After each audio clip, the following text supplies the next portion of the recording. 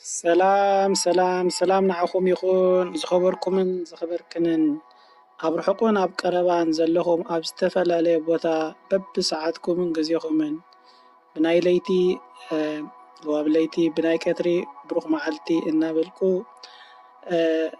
ካብ ቻነል ኤምቲቪ ዘመሓላልፈልኩም ወኸ ዘሕልፈልኩም ብናይ ዓምዲ ጥዕና ዝብል ኣርእስቲ ሕጂኻ ሒዘልኩም መፅአ ወይ ከዓ ሒዛትልኩም መፅኣ ዘላ ኤምቲቪ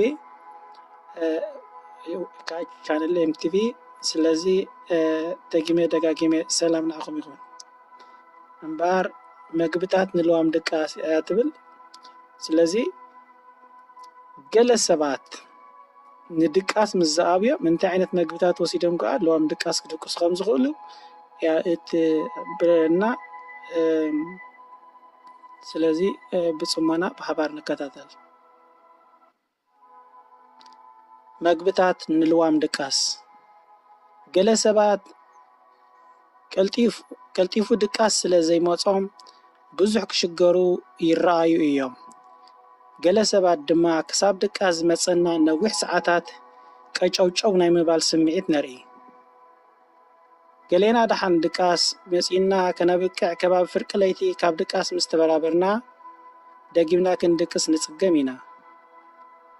ገሊኦም እውን ብሙሉእ ብስእነት ድቃስ ተሳቂዮም ኣደዳ ጭንቀት ወጥርን ዝተፈላለየ ናይ ኣእምሮ ፀገምን ክኾኑ ንዕዘብ ኢና።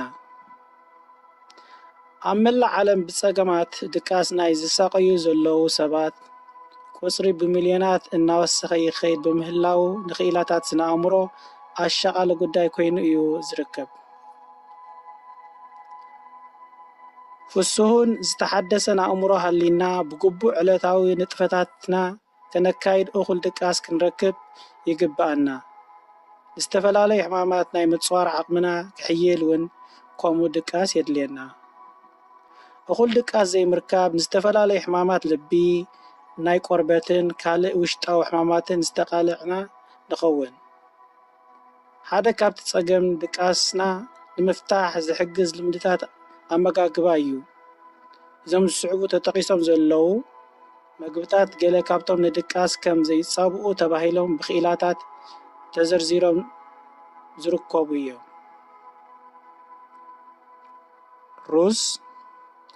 ሩዝ ልዑል ትሕዝቶ ካርቦሃይድሬት ዘለዎ ዓይነት ምግቢ እዩ።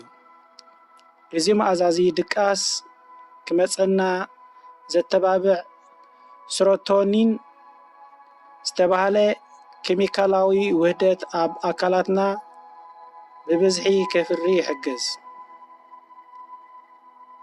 ባኒን ሽኮርን እውን ልዑል ትሕዝቶ ካርቦሃይድሬት ምስ ዘለዎም ምግብታት ይፅብፀብ። ፒሳን ፓስታን ዝኣመሰሉ ምግብታት ግና ትሑት ካርቦሃይድሬት ምስ ዘለዎም ምግብታት ስለ ዝምደቡ ሰሮቶኒን ናይ ምፍራይ ዓቕሞም ትሑት ስለ ዝኾነ ንዕኦም ተመጊብካ ልኡም ድቃስ ክመፀካ ክትፅበ ከም ዘይብልካ ክኢላታት ይሕብሩ። ካዕካዕ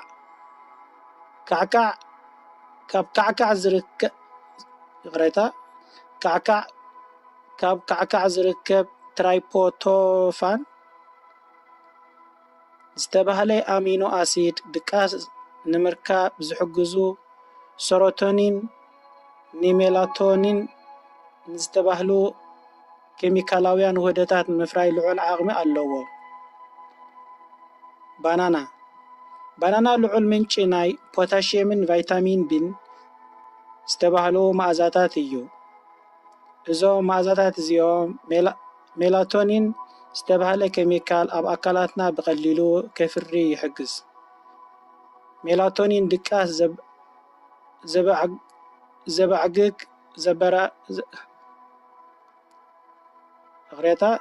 ዘበጋግስ ዘበራትዕን ሆርሞንን ኮይኑ ኣብ ሓንጎል ብዝርከብ ፅኪ ይፈሪ። ስብሒ ዘይብሉ ፕሮቲን ከም ስጋ ደርሆ ትሑት ቅብኣት ዘለዎም ፋርማጆን ምንጪ